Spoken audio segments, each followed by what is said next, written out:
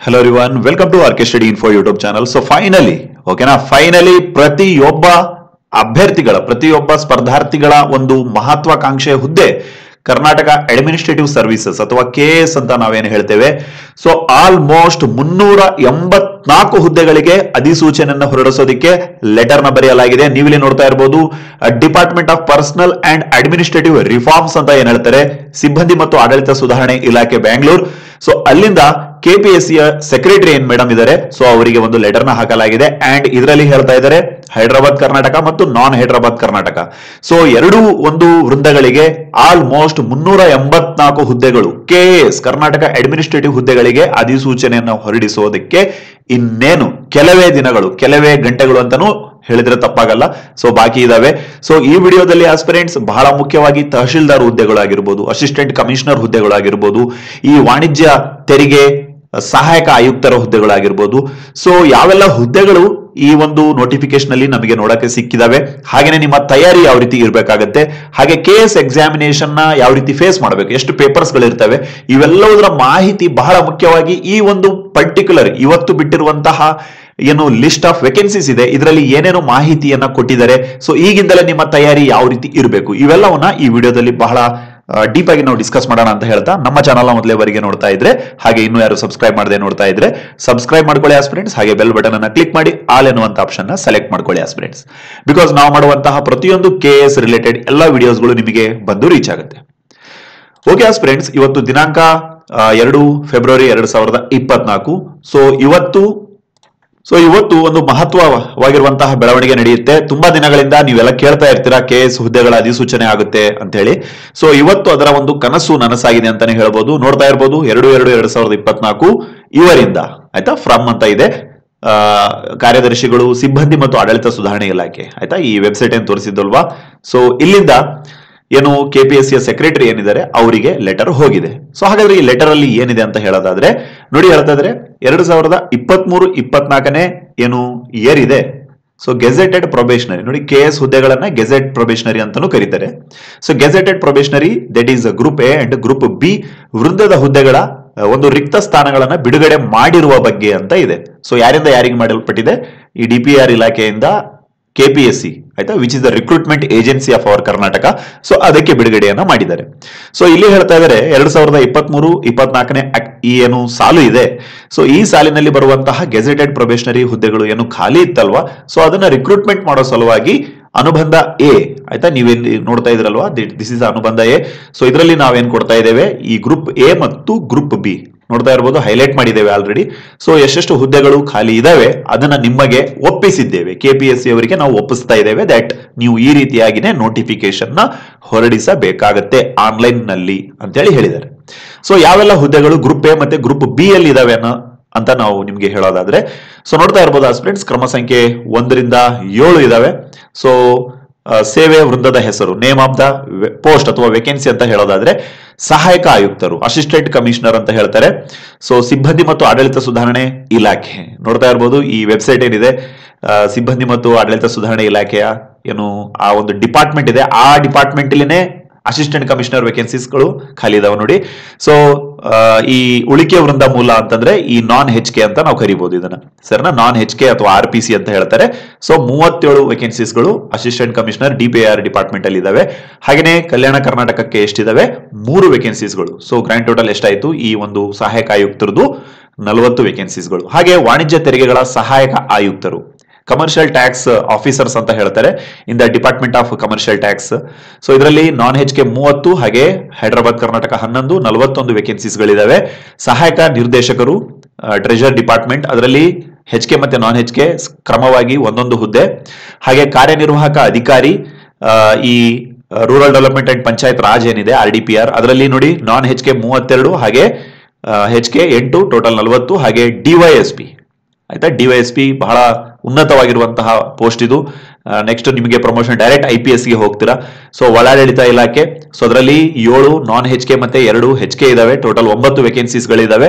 ಹಾಗೆ ಸಹಾಯಕ ನಿರ್ದೇಶಕರು ಗ್ರೇಡ್ 1, ಇದರಲ್ಲಿ ಇದು ಸಮಾಜ ಕಲ್ಯಾಣ ಇಲಾಖೆ ಏನಿದೆ ಅದರಲ್ಲಿ ಸೋಷಿಯಲ್ ವೆಲ್ಫೇರ್ ಡಿಪಾರ್ಟ್ಮೆಂಟ್ ಅಲ್ಲಿ ಈ ಒಂದು ನಾನ್ HK 14, ಹಾಗೆ HK 6, so grand total 20. So ಜಿಲ್ಲಾ ಹಿಂದುಳಿದ ವರ್ಗಗಳ ಕಲ್ಯಾಣ ಅಧಿಕಾರಿಗಳು ಅಂತ ಹೇಳ್ತಾರೆ, ಅಥವಾ ಸಹಾಯಕ ನಿರ್ದೇಶಕರು ಅಥವಾ ಪ್ರಾಂಶುಪಾಲರು, ಹಿಂದುಳಿದ ವರ್ಗಗಳ ಬ್ಯಾಕ್ವರ್ಡ್ ವೆಲ್ಫೇರ್ ಆಫೀಸ್ ಏನಿದೆ ಅದರಲ್ಲಿ ನಾನ್ HK 5 ಹಾಗೆ HK 2. So grand total 7. So total grand total 1 to 7 ನಾವು ಮಾಡಿದಾಗ 159 ವೇಕೆನ್ಸೀಸ್ಗಳು ಇದಾವೆ. ಸೊ ಇದರಲ್ಲಿ ನಾನ್ HK 1, 2, 3 ಹಾಗೆ HK 36 ವೇಕೆನ್ಸೀಸ್ಗಳು ಇದಾವೆ. ಸೊ ಇದಕ್ಕೆ ಏನೇನು ಎಜುಕೇಶನ್ ಕ್ವಾಲಿಫಿಕೇಶನ್ ಬೇಕು, ಎಕ್ಸಾಮ್ ಯಾವ ರೀತಿ ಇರುತ್ತೆ ಅದನ್ನೆಲ್ಲ ನಿಮಗೆ ತಿಳಿಸ್ತೇವೆ. ಸೊ ಅದಕ್ಕಿಂತ ಮುಂಚೆ ಗ್ರೂಪ್ ಬಿ ಹುದ್ದೆಗಳು ಯಾವ್ಯಾವ ಇದಾವೆ. ಸೊ ನೋಡ್ತಾ ಇರ್ಬೋದು, ತಹಶೀಲ್ದಾರ್ ಆಯ್ತಾ, ಇಡೀ ತಾಲೂಕಿನ ಒಬ್ಬ ಏನು ಆಯ್ತಾ ದಂಡಾಧಿಕಾರಿಗಳು ಅಥವಾ ತಹಶೀಲ್ದಾರ್ ಅಂತ ನಾವೇನ್ ಹೇಳ್ತೇವೆ, ಹೆಡ್. ಸೊ ಆ ಹುದ್ದೆಗಳು ಎಷ್ಟಿದಾವೆ?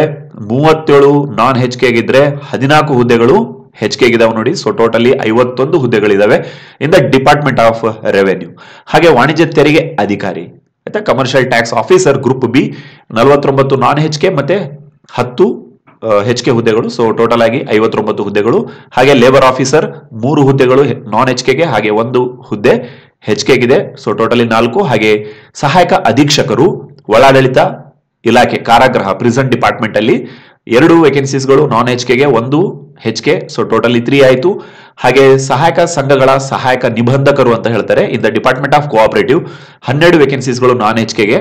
ಹಾಗೆ ಸಹಾಯಕ ನಿರ್ದೇಶಕರು ಅಸಿಸ್ಟೆಂಟ್ ಡೈರೆಕ್ಟರ್ ಇಂದ ಈ ಆಡಿಟ್ ಡಿಪಾರ್ಟ್ಮೆಂಟ್ ಅಲ್ಲಿ ಕೋಆಪರೇಟಿವ್ ಡಿಪಾರ್ಟ್ಮೆಂಟಿನ ಆಡಿಟ್ ಏನಿದೆ ಅದರಲ್ಲಿ ಸೊ 9 ವೇಕೆನ್ಸೀಸ್ಗಳಿದಾವೆ. ಹಾಗೆ ಅಬಕಾರಿ ಉಪ ಅಧೀಕ್ಷಕರು ಸರ್ನಾ. ಸೊ ಟೋಟಲ್ ಆಗಿ 8 ನಾನ್ HK ಗಿದ್ರೆ 2 HK ಗಿದೆ. ಹಾಗೆ ಉದ್ಯೋಗಾಧಿಕಾರಿ ಎಂಪ್ಲಾಯ್ಮೆಂಟ್ ಆಫೀಸರ್ 2 ನಾನ್ HK ಹಾಗೆ 1 HK ಗಿದೆ. ಹಾಗೆ ಈ ಒಂದು ಸಹಾಯಕ ನಿರ್ದೇಶಕರು ಸರ್ನ ಯೂತ್ ಎಂಪವರ್ಮೆಂಟ್ ಮತ್ತು ಸ್ಪೋರ್ಟ್ಸ್ ಡಿಪಾರ್ಟ್ಮೆಂಟ್ ಏನಿದೆ ಅದರಲ್ಲಿ 4 ವೇಕೆನ್ಸೀಸ್ಗಳು ನಾನ್ HK ಗೆ. ಹಾಗೆ ಮುಖ್ಯ ಅಧಿಕಾರಿ ಗ್ರೇಡ್ 1 ನಗರಾಭಿವೃದ್ಧಿ ಇಲಾಖೆ ಅದರಲ್ಲಿ ನಾನ್ HK ಯಲ್ಲಿ 1 ವೇಕೆನ್ಸೀಸ್, ಸಾರಿ HK ಯಲ್ಲಿ 1 ವೇಕೆನ್ಸೀಸ್ ಇದೆ. ಹಾಗೆ ಟ್ರೆಜರ್ ಡಿಪಾರ್ಟ್ಮೆಂಟ್ ಖಜಾನಾಧಿಕಾರಿ 38 ನಾನ್ HK ಅಭ್ಯರ್ಥಿಗಳಿಗೆ, ಹಾಗೆ 8 HK ಅಭ್ಯರ್ಥಿಗಳಿಗೆ. ಹಾಗೇನೆ ಸಹಾಯಕ ನಿರ್ದೇಶಕರು ನೋಡ್ತಾ ಇರಬಹುದು ಈ food and civil supply department ಅಲ್ಲಿ 9 ನಾನ್ HK ವೇಕೆನ್ಸೀಸ್ಗಳು. ಹಾಗೆ ಸಹಾಯಕ ನಿರ್ದೇಶಕರು ಪ್ರವಾಸೋದ್ಯಮ ಟೂರಿಸಂ ಡಿಪಾರ್ಟ್ಮೆಂಟ್ ಅಲ್ಲಿ 1 ವೇಕೆನ್ಸೀಸ್ಗಳು ಇದಾವೆ, ಅಧಿಕಾರಿ ಲೆವೆಲ್ ಹುದ್ದೆಗಳು. ಹಾಗೆ ಶಾಖಾಧಿಕಾರಿ ಕರ್ನಾಟಕ ಸರ್ಕಾರದ ಸಚಿವಾಲಯ ನೋಡಿ, ಡೈರೆಕ್ಟ್ ಒಂದು ಸಚಿವಾಲಯದಲ್ಲಿನೇ ಹುದ್ದೆಗಳು ಖಾಲಿ ಇದಾವೆ. ಸೊ ಟೋಟಲ್ ಆಗಿ 4 ನಾನ್ HK ಗೆ, 1 HK, ಟೋಟಲ್ 5 ವೇಕೆನ್ಸೀಸ್ಗಳು. ಸಹಾಯಕ ನಿರ್ದೇಶಕರು ಗ್ರೇಡ್ 2 ಸಮಾಜ ಕಲ್ಯಾಣ ಇಲಾಖೆ 6 ವೇಕೆನ್ಸೀಸ್ಗಳು, ಹಾಗೆ 1 ನಾನ್ HK, ಸಾರಿ HK, ಹಾಗೆ 6 ನಾನ್ HK. ಸೊ ಟೋಟಲ್ ಆಗಿ ಎಷ್ಟಾಯ್ತು? 7. ಸೊ ಇಲ್ಲಿ ಹೇಳ್ತಾ ಇದ್ರೆ ಮೇಲ್ಕಂಡ ನಿಯಮಗಳ ಅನ್ವಯ ಸೂಕ್ತ ಷರತ್ತುಗಳನ್ನ ಅಳವಡಿಸಿಕೊಂಡು ನಾವೇನ್ ಮಾಡ್ತಾ ಇದ್ದೇವೆ, ರಿಕ್ತ ನೇಮಕಾತಿಗಾಗಿ ಈ ಒಂದು ಪಟ್ಟಿಯನ್ನ ನಿಮಗೆ ಸಲ್ಲಿಸ್ತಾ ಇದ್ದೇವೆ. ಸೊ ನೀವೇನ್ ಮಾಡ್ಬೇಕಾಗತ್ತೆ, ನೇಮಕಾತಿಯನ್ನ ಪ್ರಕಟಿಸಿ, ಅರ್ಥ ಮಾಡ್ಕೊಳ್ಳಿ, ನೇಮಕಾತಿಯನ್ನ ನೀವು ಏನ್ ಮಾಡ್ಬೇಕಾಗತ್ತೆ, ಅಧಿಸೂಚನೆ ಮಾಡ್ಬೇಕಾಗತ್ತೆ. ವೆಬ್ಸೈಟ್ ಅಲ್ಲಿ, ನ್ಯೂಸ್ ಪೇಪರ್ಗಳಲ್ಲಿ ಅಧಿಸೂಚನೆಯ ಬಗ್ಗೆ ಮಾಹಿತಿಯನ್ನ ಹೇಳಬೇಕಾಗತ್ತೆ. ಅಂಡ್ ಅರ್ಜಿಯನ್ನ ಕರೆದು ನೇಮಕಾತಿ ಪ್ರಕ್ರಿಯೆಯನ್ನ ಆರಂಭ ನೋಡಿ, ನೇಮಕಾತಿ ಪ್ರಕ್ರಿಯೆಯನ್ನ ಜರುಗಿಸುವಂತೆ we are going to direct you ಅಂತ ಹೇಳ್ತಿದ್ರೆ, ನಾವು ನಿಮ್ಮನ್ನ ನಿರ್ದೇಶನ ಮಾಡ್ತಾ ಇದ್ದೇವೆ ಅಂತೇಳಿ, ಸರಿನಾ. ಹಾಗೇನೆ ಬಹಳ ಇಂಪಾರ್ಟೆಂಟ್ ನೋಡ್ತಾ ಇರಬಹುದು, ನೀವೇನ್ ಅಧಿಸೂಚನೆ ಹೊರಡಿಸ್ತಾರಲ್ವಾ ಅದರ 15 ಕಾಪೀಸ್ ಅನ್ನ ನಮಗೆ ನೀವು ಕಳಿಸಲೇಬೇಕು ಅಂತ ಹೇಳ್ತಾ ಇದ್ದಾರೆ, ಸರಿನಾ. DPR ಡಿಪಾರ್ಟ್ಮೆಂಟ್ ಅವರು ಏನಂತ ರಿಕ್ವೆಸ್ಟ್ ಮಾಡಿದ್ದಾರೆ KPSC ಅವರಿಗೆ, ನೀವೇನು ರಿಕ್ರೂಟ್ಮೆಂಟ್ ನೋಟಿಫಿಕೇಶನ್ ಹೊರಡಿಸ್ತಾ ಇದ್ದೀರಾ ಅದರ ಸರಿಸುಮಾರು ಒಂದು 15 ಕಾಪೀಸ್ ಗಳನ್ನ ನಮಗೆ ಕಳಿಸಿಕೊಡಿ, ದಟ್ ಸರಿನಾ, ನಮಗೆ ಒಂದು ರೆಫರೆನ್ಸ್ಗೆ ಅಂತ ಹೇಳಿ. ಹಾಗೇನೆ ಈ ಮೇಲಿನ ಏನು ಹುದ್ದೆಗಳ ಪಟ್ಟಿ ಇದೆ, ಸೊ ನೋಡ್ತಾ ಇರಬಹುದು, ಫಿನಾನ್ಷಿಯಲ್ ಡಿಪಾರ್ಟ್ಮೆಂಟ್ ಇರ್ಬೋದು, RDPR ಡಿಪಾರ್ಟ್ಮೆಂಟ್ ಇರ್ಬೋದು, ಒಳಾಡಳಿತ ಇಲಾಖೆ, ಸ್ಕಿಲ್ ಡೆವಲಪ್ಮೆಂಟ್, ಪ್ರತಿಯೊಂದು ಇಲಾಖೆಗೆ ಏನ್ ಮಾಡಿದ್ದಾರೆ ಇವತ್ತು ಕಳಿಸಿದ್ದಾರೆ, ಸರಿನಾ. ಓಕೆ ಆಸ್ಪಿರೆಂಟ್ಸ್, ಈಗ ತುಂಬಾ ಅಭ್ಯರ್ಥಿಗಳ ಒಂದು ಕನ್ಫ್ಯೂಷನ್, ಸರ್ KS ಹುದ್ದೆಯನ್ನ ಅಟ್ಲೀಸ್ಟ್ ಇವತ್ತಿಂದ ಓದಿದ್ರೆ ಆಗುತ್ತಾ ಸರ್ ಜಾಬ್ ಅಂತ ಕೇಳೋದಾದ್ರೆ 100% ಆಗುತ್ತೆ, ಸರಿನಾ. ಅದಕ್ಕೆ ಉತ್ತಮವಾಗಿರುವಂತಹ ಒಂದು ಸ್ಟ್ರಾಟಜಿಕ್ ಅಪ್ರೋಚ್ ಅಂತ ಹೇಳ್ತಾರೆ, ಸ್ಟ್ರಾಟಜಿಕ್ ಅಪ್ರೋಚ್ ಅಂತ ಹೇಳ್ತಾರೆ, ಸುಮ್ಮನೆ ಓದೋದಲ್ಲ ಸರ್, ಒಂದು ಕಾಂಪ್ರಿಹೆನ್ಸಿವ್ ಆಗಿ ಓದ್ಬೇಕಾಗತ್ತೆ. ಕಾಂಪ್ರಿಹೆನ್ಸಿವ್ ಅಂದ್ರೆ ಏನ್ ಸರ್? ಕಾಂಪ್ರಿಹೆನ್ಸಿವ್ ಅಂತಂದ್ರೆ ಒಂದು ವಿಷಯವನ್ನ ಬರೇ ಮೇಲೆ ಮೇಲೆ ಮೇಲೆ ಓದ್ಕೊಳ್ಳೋದಲ್ಲ, ಆಯ್ತಾ. ಈ SDA ಆಗಿರ್ಬೋದು, FDA ಆಗಿರ್ಬೋದು, ಅಥವಾ ಚಿಕ್ಕ ಚಿಕ್ಕ ಪೊಲೀಸ್ ಕಾನ್ಸ್ಟೇಬಲ್ ಆಗಿರ್ಬೋದು, ಅಥವಾ ಬೇರೆ ಯಾವ್ದಾದ್ರು ಗ್ರೂಪ್ C ವೇಕೆನ್ಸೀಸ್ ಗಳಿಗೆ, ಆಯ್ತಾ, ನಾವೆಲ್ಲ ಯಾವ ತರ ಓದ್ತೇವೆ, ಸರ್ಫೇಸ್ ಲೆವೆಲ್ ಅಲ್ಲಿ ಓದ್ತಾ ಇರ್ತೇವೆ. ಬಟ್ KS ಆಗಿರ್ಬೋದು, IAS ಆಗಿರ್ಬೋದು, ಅಂತಹ ಒಂದು ಹುದ್ದೆಯನ್ನ ನೀವು ಪಡಿಬೇಕು ಅಂತಂದ್ರೆ ತುಂಬಾ ಡೀಪ್ ಲೆವೆಲ್ ಅಲ್ಲಿ ಅಂಡರ್ಸ್ಟ್ಯಾಂಡ್ ಮಾಡ್ಕೋಬೇಕಾಗತ್ತೆ ಕಾನ್ಸೆಪ್ಟ್ಸ್ ಗಳನ್ನ. ಹಾಗೇನೆ ಈ ಒಂದು ನಾವು ಹೇಳ್ತಾ ಇದ್ವಿ ವಿಡಿಯೋದ ಆರಂಭದಲ್ಲಿ, ಇವತ್ತಿಂದ ಓದಿದ್ರು ಆಗುತ್ತಾ ಸರ್ ಅಂತ ಹೇಳಿ. ಸೊ ಇವತ್ತಿಂದ ನೀವು ಏನೇನು ಮಾಡ್ಬೇಕಾಗತ್ತೆ ಸರ್ನಾ, ರಿಲೆವೆಂಟ್ ಸಬ್ಜೆಕ್ಟ್ ಗಳನ್ನ ಓದ್ಕೋಬೇಕಾಗತ್ತೆ ಸರ್ನಾ. ಸುಮ್ನೆ ಬ್ಲೈಂಡ್ ಆಗಿ ಡೈಲಿ ಪ್ರಜಾವಾಣಿ ಓದೋದು ಅಥವಾ ದ ಹಿಂದೂ ಓದೋದು, ಇನ್ನೊಂದು ಸಬ್ಜೆಕ್ಟ್ ನ ನೆಗ್ಲೆಕ್ಟ್ ಮಾಡೋದು, ಆ ರೀತಿ ಮಾಡಬಾರ್ದು ಸರಿನಾ. ಬಹಳ ಒಂದು ತಂತ್ರಗಾರಿಕೆಯ ಅಪ್ರೋಚ್, ಸ್ಟ್ರಾಟಜಿಕ್ ಅಂದ್ರೇನು ತಂತ್ರಗಾರಿಕೆ ಇರಬೇಕು ಸೊ ಸಿಲೆಬಸ್ ಅರ್ಥ ಆಯಿತು ಅಂತಂದ್ರೆ ನಿಮಗೆ ತಂತ್ರ ಮಾಡೋದಕ್ಕೆ ಅಥವಾ ಒಂದು ಸ್ಟ್ರಾಟಜಿ ಮಾಡೋದಕ್ಕೆ ಯೂಸ್ಫುಲ್ ಆಗುತ್ತೆ ಅಥವಾ ಗೊತ್ತಾಗುತ್ತೆ. ಸಿಲೆಬಸ್ ಅನ್ನೋದಕ್ಕಿಂತ ಇವರ ಎಕ್ಸಾಮ್ ಪ್ಯಾಟರ್ನ್ ಯಾವ ತರ ಇರುತ್ತೆ ನೋಡಿ ಆಯ್ತಾ. ಇವತ್ತಿನ ಒಂದು ವಿಡಿಯೋದಲ್ಲಿ ಎಕ್ಸಾಮ್ ಪ್ಯಾಟರ್ನ್ ನೋಡೋಣ, ಯಾವ ತರ ಎಕ್ಸಾಮ್ ಪ್ಯಾಟರ್ನ್ ಇರುತ್ತೆ KS ಅಧಿಕಾರಿಗಳು ಆಗ್ಬೇಕು ಅಂತಂದ್ರೆ. ಓಕೆ ಆಸ್ಪಿರೆಂಟ್ಸ್ ನೋಡಿ ಎಕ್ಸಾಮ್. ಓಕೆ, ಅದಕ್ಕಿಂತ ಮುಂಚೆ ಎಜುಕೇಶನ್ ಕ್ವಾಲಿಫಿಕೇಶನ್ ಏನಿರಬೇಕು ಈ ಒಂದು ಹುದ್ದೆಗಳಿಗೆ ಅರ್ಜಿ ಸಲ್ಲಿಸೋದಕ್ಕೆ? ಎನಿ ಡಿಗ್ರಿ ಸರ್ನಾ, ಯಾವುದೇ ಡಿಗ್ರಿ ಇದ್ರೂ ನೀವೇನ್ ಮಾಡ್ಬೋದು, KS ಅಧಿಕಾರಿಗಳ ಹುದ್ದೆಗೆ ಅರ್ಜಿಯನ್ನ ಹಾಕಬಹುದು. ಹಾಗೆ ನೇಮಕಾತಿಯನ್ನ ಹೊಂದಿ ನೀವು ನಿಮ್ಮ ಡಿಪಾರ್ಟ್ಮೆಂಟ್, ನಿಮ್ಮ ಫೇವರೇಟ್ ಡಿಪಾರ್ಟ್ಮೆಂಟ್ ಯಾವ್ದಂತ ಅನ್ಸುತ್ತೆ, ನಿಮ್ಮ ರ್ಯಾಂಕಿಂಗ್ ಅಲ್ಲಿ ಚೆನ್ನಾಗಿ ಮಾಡ್ಕೊಂಡ್ರೆ ಸರ್ನಾ ಅದೇ ಡಿಪಾರ್ಟ್ಮೆಂಟ್ ಕೊಡುವಂತಹ ಪ್ರಯತ್ನ ಆಗತ್ತೆ ಅಲ್ಲಿ. So any degree. ಹಾಗೆ ಡಿಗ್ರಿ ಫೈನಲ್ ಇಯರ್ ಇರುವಂತಹ ಅಭ್ಯರ್ಥಿಗಳು ಅರ್ಜಿಯನ್ನ ಹಾಕ್ಬೋದಾ ಸರ್? 100% ಹಾಕ್ಬೋದು. ಬಟ್ ನೀವು ಮೇನ್ಸ್ ಎಕ್ಸಾಮಿಗೆ ಬರೋಷ್ಟರಲ್ಲಿನೇ ನಿಮ್ಮ ರಿಸಲ್ಟ್ ಕ್ಲಿಯರ್ ಆಗಿರ್ಬೇಕು. ಅದ್ರ ಬಗ್ಗೆ ಹೇಳ್ತೇವೆ ನೋಡಿ. ಎಕ್ಸಾಮ್ ಪ್ಯಾಟರ್ನ್, ಪರೀಕ್ಷೆಯ ಪ್ಯಾಟರ್ನ್ ಯಾವ ತರ ಇರುತ್ತೆ, ಪರೀಕ್ಷೆಯ ಒಂದು ಮಾದರಿ ಇವ್ರದ್ದು ಯಾವ ತರ ಇರುತ್ತೆ ಪರೀಕ್ಷೆ ಅಂತ ಹೇಳೋದಾದ್ರೆ, ಸೊ ಟೋಟಲ್ ಆಗಿ ಇವ್ರದ್ದು 3 ಹಂತಗಳಲ್ಲಿ ನಡೀತವೆ. ಎಷ್ಟು ಹಂತಗಳಲ್ಲಿ? 3 ಹಂತಗಳಲ್ಲಿ ನಡೀತವೆ ಆಸ್ಪಿರೆಂಟ್ಸ್. ಸೊ ಮೊಟ್ಟ ಮೊದಲ ಹಂತವನ್ನ ನಿಮಗೆ ಹೇಳೋದಾದ್ರೆ ಪ್ರಿಲಿಮ್ಸ್ ಅಂತ ಹೇಳ್ತಾರೆ. ನೀವೆಲ್ಲ ಇದರ ಹೆಸರನ್ನ ಕೇಳಿರ್ತೀರ, ಪ್ರಿಲಿಮ್ಸ್. ಕನ್ನಡದಲ್ಲಿ ಪೂರ್ವಭಾವಿ ಅಂತ ಹೇಳ್ತಾರೆ, ಪೂರ್ವಭಾವಿ ಪರೀಕ್ಷೆ. ಹಾಗೇನೆ ಈ ಎರಡನೇ ಒಂದು ಪತ್ರಿಕೆ ಯಾವ್ದು, ಎರಡನೇ ಒಂದು ಘಟ್ಟ ಯಾವುದು, ಎರಡನೇ ಹಂತ ಯಾವುದು ಅಂತ ಹೇಳೋದಾದ್ರೆ ಮೇನ್ಸ್ ಅಂತ ಹೇಳ್ತಾರೆ, ಮೇನ್ಸ್. ಸೊ ಮೇನ್ಸ್ಗೆ ಕನ್ನಡದಲ್ಲಿ ಮುಖ್ಯ ಪರೀಕ್ಷೆ ಅಂತ ಕರೀತಾರೆ ಆಸ್ಪಿರೆಂಟ್ಸ್, ಮುಖ್ಯ ಪರೀಕ್ಷೆ. ಹಾಗೇನೆ ಆಸ್ಪಿರೆಂಟ್ಸ್ ಬಹಳ ಮುಖ್ಯವಾಗಿ ಇಂಟರ್ವ್ಯೂ ಇರುತ್ತೆ. ಅದನ್ನ ಇಂಟರ್ವ್ಯೂ ಅನ್ನೋದಕ್ಕಿಂತ ಪರ್ಸನಾಲಿಟಿ ಟೆಸ್ಟ್ ಅಂತ ಕರೀತಾರೆ, ವ್ಯಕ್ತಿತ್ವ ಪರೀಕ್ಷೆ ಅಂತ ಹೇಳ್ತಾರೆ ಆಯ್ತಾ. ಇದರಲ್ಲಿ ಬಹಳ ಒಂದು ಅಮೋಘವಾಗಿರುವಂತಹ ಬದಲಾವಣೆ ಆಗಿದೆ, ಅದನ್ನ ನಿಮಗೆ ಹೇಳ್ತೇವೆ ಇದೇ ವಿಡಿಯೋದಲ್ಲಿ. ಓಕೆ, ನಿಮ್ಗೆ ಹೇಳ್ತಾ ಇದ್ವಿ ಪೂರ್ವಭಾವಿ ಪರೀಕ್ಷೆ ಅಂತ ಹೇಳಿ. ಪೂರ್ವಭಾವಿ ಪರೀಕ್ಷೆ ಅಥವಾ ಪ್ರಿಲಿಮ್ಸ್ ಏನಿರುತ್ತೆ ಇದು ನಿಮಗೆ ಎಂಟ್ರಿ ಗೇಟ್, ಇದು ಆಯ್ತಾ. ಎಂಟ್ರಿ ಗೇಟ್, ಒಂದು ದೊಡ್ಡ ಮಹಲ್ ಒಳಗಡೆ ಹೋಗ್ಬೇಕು ಅಂತಂದ್ರೆ ನೀವು ಎಂಟ್ರಿ ಗೇಟ್ ಒಳಗಡೆಯಿಂದಾನೆ ಹೋಗ್ಬೇಕು ತಾನೆ, ಸರಿನಾ? ಎಸ್. ಸೊ ಇದು ಗೇಟ್ ತರ. ಈ ಗೇಟ್ ಓಪನ್ ಆಯ್ತು ಅಂತಂದ್ರೆ ಮಾತ್ರ ನೀವೇನಾಗ್ತೀರಾ, ಮೇನ್ಸ್ಗೆ ಹೋಗ್ತೀರಾ. ಸೊ ಮೇನ್ಸ್ ನ ಗೇಟ್ ನಲ್ಲಿ ನಿಮಗೆ ಒಂದು ಸ್ವಾಗತ ಸಿಕ್ತು, ಚೆನ್ನಾಗಿ ಒಳ್ಳೆ ಎಕ್ಸಾಮ್ ಬರೆದ್ಬಿಟ್ರಿ ಅಲ್ಲಿ ಅಂತ ಹೇಳೋದಾದ್ರೆ ನೆಕ್ಸ್ಟ್ ನಿಮ್ಮನ್ನ ಎಲ್ಲಿ ಡೈರೆಕ್ಟ್ ಮಾಡ್ತಾರೆ, ಪರ್ಸನಾಲಿಟಿ ಟೆಸ್ಟ್ಗೆ ನಿಮ್ಮನ್ನ ಕಳಿಸ್ತಾರೆ. Okay aspirants. ಸೊ ಹಾಗಾದ್ರೆ ಪ್ರಿಲಿಮ್ಸ್ ಅಲ್ಲಿ ಎಷ್ಟು ಪೇಪರ್ಗಳು ಇರ್ತವೆ ಸರ್ ಆಯ್ತಾ, ಅದೇನು ಟಿಕ್ ಮಾಡೋದಿರುತ್ತಾ ಅಥವಾ ಬರೆಯೋದಿರುತ್ತಾ ಅಂತ ಕೇಳೋದಾದ್ರೆ ನೋಡಿ ಆಸ್ಪಿರೆಂಟ್ಸ್, ಪ್ರಿಲಿಮ್ಸ್ ಅಲ್ಲಿ ಸರ್ನಾ ನೋಡಿ ಇಲ್ಲಿ ಬರಿತಾ ಇದ್ದೇವೆ. ಪ್ರಿಲಿಮ್ಸ್ ಅಲ್ಲಿ ಎಷ್ಟು ಪರೀಕ್ಷೆಗಳು ಇರ್ತವೆ? 2 ಎಕ್ಸಾಮ್ಸ್ ಗಳನ್ನ ನೀವು ಬರೀಲೇಬೇಕಾಗುತ್ತೆ. ಬೆಳಗ್ಗೆ ಒಂದು ಪೇಪರ್ ಇರುತ್ತೆ, ಮಧ್ಯಾಹ್ನ ಒಂದು ಪೇಪರ್ ಇರುತ್ತೆ ಸರ್ನಾ. ಬೆಳಗ್ಗೆ ಒಂದು ಪೇಪರ್ ಅಂಡ್ ಮಧ್ಯಾಹ್ನ ಶಿಫ್ಟ್ ಅಲ್ಲಿ ಇನ್ನೊಂದು ಪೇಪರ್ ಇರುತ್ತೆ. ಅಂಡ್ ಪ್ರತಿಯೊಂದು ಪೇಪರ್ಗೆ 200 ಮಾರ್ಕ್ಸ್ ಇರುತ್ತೆ. ಪ್ರತಿಯೊಂದು ಪೇಪರ್ಗೆ ಎಷ್ಟಿರುತ್ತೆ? 200 ಅಂದ್ರೆ 400 ಮಾರ್ಕ್ಸ್ ನ ಒಂದು ಎಕ್ಸಾಮ್ ಇರುತ್ತೆ. ಸೊ ಇದರಲ್ಲಿ ನೀವು ತುಂಬಾ ಹೈಯೆಸ್ಟ್ ನ ತಗೋಬೇಕಾಗುತ್ತೆ, ಸರಿನಾ. ಕಟ್ ಆಫ್ ಏನಾಗುತ್ತೆ, ಕೆಟಗರಿ ವೈಸ್ ಪ್ರತಿಯೊಂದು ಡಿಪೆಂಡ್ ಆಗುತ್ತೆ ಅಲ್ಲಿ, ನಿಮ್ಮ ರಿಸರ್ವೇಶನ್ ಪ್ರತಿಯೊಂದು ಡಿಪೆಂಡ್ ಆಗುತ್ತೆ. ಸೊ 400ಕ್ಕೆ ಯಾರು ಹೈಯೆಸ್ಟ್ ನ ಮಾಡ್ತೀರಾ, ನಿಮ್ಮ ರಿಸರ್ವೇಶನ್ ವೈಸ್ ಏನ್ ಮಾಡ್ತಾರೆ, ನಿಮ್ಮನ್ನ ಮೇನ್ಸ್ಗೆ ಕಳಿಸ್ತಾರೆ, ಸರಿನಾ. ತುಂಬಾ ಜನ, ಲಕ್ಷಾಂತರ ಅಭ್ಯರ್ಥಿಗಳು ಅರ್ಜಿ ಸಲ್ಲಿಸ್ತಾರೆ, ನೆನ್ಪಿಟ್ಕೋಬೇಕಾಗತ್ತೆ, ಸರಿನಾ ಫ್ರೆಂಡ್ಸ್.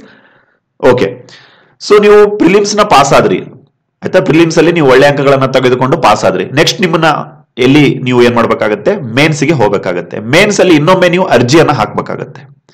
ಅವಾಗ ಯಾರ್ಯಾರು ಫೈನಲ್ ಇಯರ್ ಡಿಗ್ರಿ ಅಂತ ಹೇಳಿ ಅರ್ಜಿಯನ್ನ ಹಾಕಿದ್ರಿ ಅಥವಾ ರಿಸಲ್ಟ್ ಗೆ ವೇಟ್ ಮಾಡ್ತಾ ಇರುವಂತಹ ಅಭ್ಯರ್ಥಿಗಳು ಈ ಹಂತಕ್ಕೆ ಬರುವಷ್ಟರಲ್ಲೇ ನಿಮ್ಮ ಡಿಗ್ರಿ ಕ್ಲಿಯರ್ ಆಗಿರ್ಬೇಕಾಗತ್ತೆ. ಎಲ್ಲಿ? ಮುಖ್ಯ ಪರೀಕ್ಷೆಗೆ ಬರುವಷ್ಟರಲ್ಲೇ you must have your degree certificates. Okay, ಹಾಗೆ ಡಿಗ್ರಿ ಆಗಿರುವಂತಹ ಅಭ್ಯರ್ಥಿಗಳೆಲ್ಲ ಮುಖ್ಯ ಪರೀಕ್ಷೆಗೆ ಅರ್ಜಿಯನ್ನ ಹಾಕ್ಬಹುದು, ಅಂದ್ರೆ ಈ ಪೂರ್ವಭಾವಿಯಲ್ಲಿ ಪಾಸ್ ಆದಂತಹ ಅಭ್ಯರ್ಥಿಗಳು. ಓಕೆ, ಈ ಮೇನ್ಸ್ ಅಲ್ಲಿ ಎಷ್ಟು ಪೇಪರ್ಸ್ ಗಳು ಇರುತ್ತೆ ಅಂತ ಹೇಳೋದಾದ್ರೆ ಆಯ್ತಾ, ಈ ಮೇನ್ಸ್ ಅಲ್ಲಿ ಮೇನ್ಸ್ ಬರೆಯೋಕ್ಕಿಂತ ಮುಂಚೆ ನಿಮಗೆ ಒಂದು ಎಕ್ಸಾಮ್ ನಡೆಸ್ತಾರೆ. ಅದನ್ನೇನಂತ ಹೇಳ್ತಾರೆ, ಲ್ಯಾಂಗ್ವೇಜ್ ಪ್ರೊಫಿಷಿಯನ್ಸಿ ಟೆಸ್ಟ್, LPT ಅಂತ ಕರೆಯೋಣ. ಕನ್ನಡದಲ್ಲಿ ಹೇಳೋದಾದ್ರೆ ಭಾಷಾ ಪ್ರಭುತ್ವದ ಪರೀಕ್ಷೆ ಅಂತ ಕರೀತಾರೆ ಆಸ್ಪಿರೆಂಟ್ಸ್. ಭಾಷೆ ನಿಮಗೆ ಬರುತ್ತಾ ಇಲ್ಲ ಅಂತ ಹೇಳಿ ಚೆಕ್ ಮಾಡ್ತಾರೆ. Such as Kannada, compulsory Kannada, English ನೀವೆಲ್ಲ ನೋಡಿರ್ತಿರ್ತಾನೆ. ಎಸ್, ಅದೇ ತರ ಒಂದು ಕನ್ನಡ ಪರೀಕ್ಷೆ, ಒಂದು ಇಂಗ್ಲಿಷ್ ಪರೀಕ್ಷೆ. ಯಾಕಂದ್ರೆ ನೀವು ಅಧಿಕಾರಿ ಆಗ್ಬೇಕು ಅಂತಂದ್ರೆ ಕನ್ನಡ ಮತ್ತು ಇಂಗ್ಲಿಷ್ ಭಾಷೆ ಮೇಲೆ ಹಿಡಿತಾ ಇರಬೇಕಾಗತ್ತೆ. ಸೊ ಹಾಗಾಗಿ ನಿಮಗೆ ಕನ್ನಡ ಮತ್ತು ಇಂಗ್ಲಿಷ್ ಭಾಷೆಯ ಪರೀಕ್ಷೆಗಳನ್ನ ನಡೆಸ್ತಾರೆ. ನೋಡಿ, ಮುಖ್ಯ ಪರೀಕ್ಷೆಯಲ್ಲಿ ಎಲ್ಲವೂ ಏನಾಗಿರ್ತವೆ, ಡಿಸ್ಕ್ರಿಪ್ಟಿವ್ ಆಗಿರ್ತವೆ. ಡಿಸ್ಕ್ರಿಪ್ಟಿವ್ ಅಂದ್ರೆ ಏನು ನೋಡಿ, ಡಿಸ್ಕ್ರಿಪ್ಟಿವ್ ಅಂತಂದ್ರೆ ಏನು,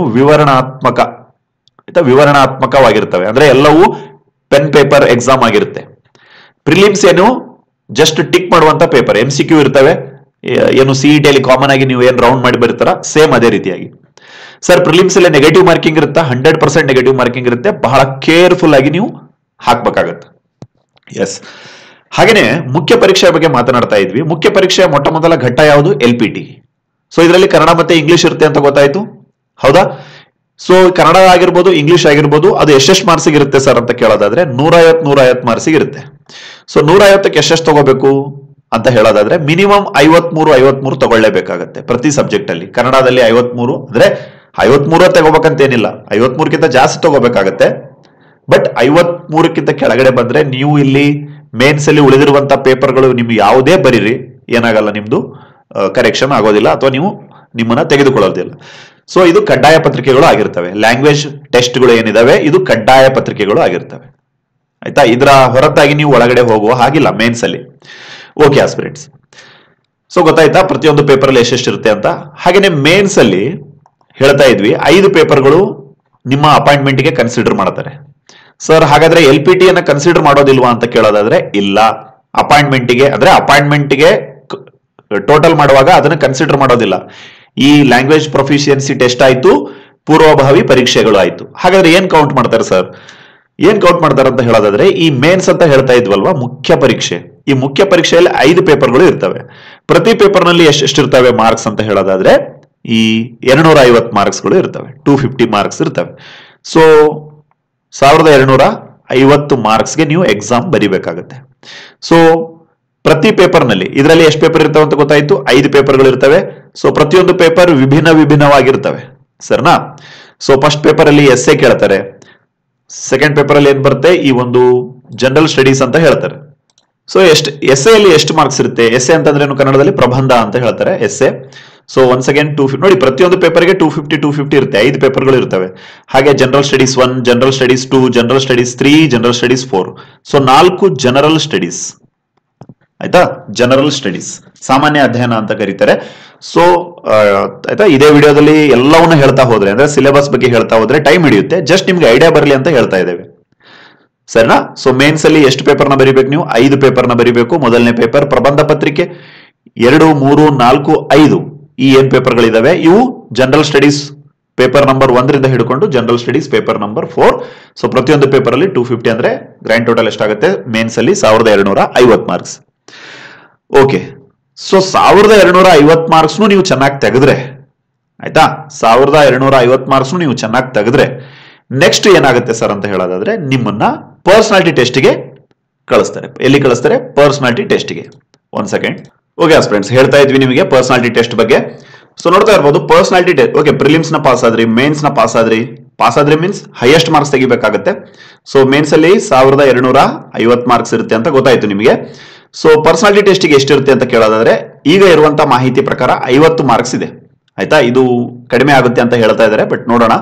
ಸೊ 50 ಮಾರ್ಕ್ಸ್ ಇರುತ್ತೆ. ಇದರಲ್ಲಿ ನಿಮ್ಗೆ ಏನು ಪೆನ್ ಪೇಪರ್ ಎಕ್ಸಾಮ್ ಏನು ಇರೋದಿಲ್ಲ. ಇಲ್ಲಿ ಜಸ್ಟ್ ನಿಮ್ಮ ಪರ್ಸನಾಲಿಟಿಯನ್ನ ಪರೀಕ್ಷೆ ಮಾಡ್ತಾರೆ. ಅಂದ್ರೆ ಬಹಳ ಶಾರ್ಟ್ಕಟ್ ಆಗಿ ಹೇಳೋದಾದ್ರೆ ಈ ಒಂದು ಇಂಟರ್ವ್ಯೂ ತರ ಇರುತ್ತೆ, ಸರ್ನಾ?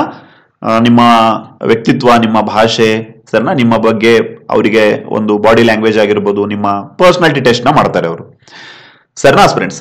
ಸೊ ಈ ರೀತಿಯಾಗಿ ಟೋಟಲ್ ಆಗಿ ನಿಮ್ಮ KS ಪರೀಕ್ಷೆ 1300 ಮಾರ್ಕ್ಸ್ಗೆ ಎಕ್ಸಾಮ್ ಆಗುತ್ತೆ.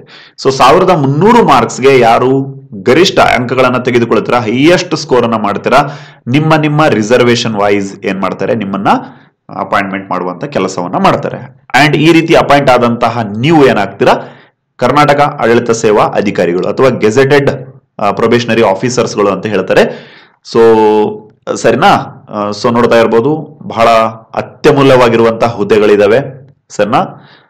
ತುಂಬಾ ವರ್ಷಗಳ ಆದ್ಮೇಲೆ ಕಾಲ್ಫಾರ್ಮ್ ಆಗ್ತಾ ಇದಾವೆ. ಇದರ ಒಂದು ಸರಿಯಾದ ಉಪಯೋಗವನ್ನ ನೀವು ಪಡ್ಕೊಳ್ಳಿ. ಹಾಗೆ ನಮ್ಮ ಚಾನಲ್ ಕಡೆಯಿಂದ ನಿಮಗೆ ಕಮೆಂಟ್ ಸೆಕ್ಷನ್ ಅಲ್ಲಿ ಮೆನ್ಷನ್ ಮಾಡಿ ಆಸ್ಪಿರೆಂಟ್ಸ್, ಸರ್ ಪ್ರಿಲಿಮ್ಸ್ ಅಲ್ಲಿ ಏನೇನು ಓದ್ಕೋಬೇಕಾಗುತ್ತೆ, ಮೇನ್ಸ್ ಅಲ್ಲಿ ಏನೇನು ಓದ್ಕೋಬೇಕಾಗುತ್ತೆ, ಸರ್ನಾ? ಪ್ರತಿಯೊಂದು ಪೇಪರ್ಗಳ ಒಳಗಡೆ ಏನೇನು ಇರ್ತವೆ, ಸಿಲೆಬಸ್ ಯಾವ ತರ ಇರುತ್ತೆ ಅದನ್ನ ಹೇಳಿ ಅಂತ ಹೇಳಿ ನೀವು ಒಂದ್ ವೇಳೆ ರಿಕ್ವೆಸ್ಟ್ ಮಾಡಿದ್ದೇ ಆಗಿದ್ರೆ ಅಥವಾ ನಿಮಗೆ ಬೇಕು ಅನ್ನೋದಾಗಿತ್ತು ಅಂತಂದ್ರೆ ಖಂಡಿತವಾಗಿಯೂ ಅದರ ಮೇಲೆ ಸಂಪೂರ್ಣವಾಗಿರುವಂತಹ ಒಂದು ಹೋಮ್ವರ್ಕ್ ನ ಮಾಡಿ ನಿಮಗೋಸ್ಕರ ತಗೊಂಡ್ಬರ್ತೇವೆ. ಹಾಗೆ ಇನ್ಕ್ಲೂಡಿಂಗ್ ಪರ್ಸನಾಲಿಟಿ ಟೆಸ್ಟ್ ಯಾವ ತರ ಇರುತ್ತೆ, ಸೊ ಅದ್ರ ಬಗ್ಗೆನೂ ನಿಮಗೆ ಹೇಳುವಂತ ಪ್ರಯತ್ನ ಆಗುತ್ತೆ.